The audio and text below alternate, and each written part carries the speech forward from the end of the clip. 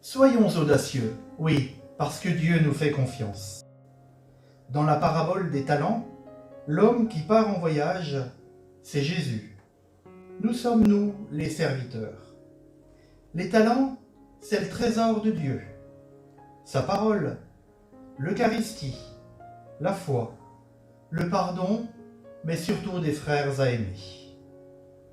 Oui, il nous confie ses biens les plus précieux. Il nous associe à son royaume, chacun selon nos capacités. Mais il ne nous demande pas d'enfermer nos talents dans un coffre-fort en attendant sa venue. Il veut que nous les fassions fructifier. Plus encore, il veut que nous les utilisions pour le bien des autres. Et ce n'est pas le nombre de talents que nous avons reçus qui est important. C'est ce que nous allons en faire. Nul n'est trop pauvre pour ne rien avoir à donner. Alors, qu'est-ce que nous allons faire de cette confiance que nous avons reçue? Quel que soit notre âge, notre situation sociale, notre état de santé, personne n'est privé des dons de Dieu. Chacun reçoit selon ses possibilités, à chacun de donner le meilleur de lui-même pour faire fructifier ses talents au service des autres.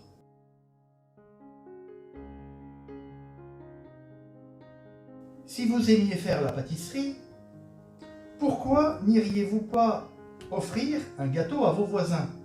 Si vous aimez écrire, envoyez des cartes aux personnes âgées des EHPAD, aux prisonniers, aux personnes isolées.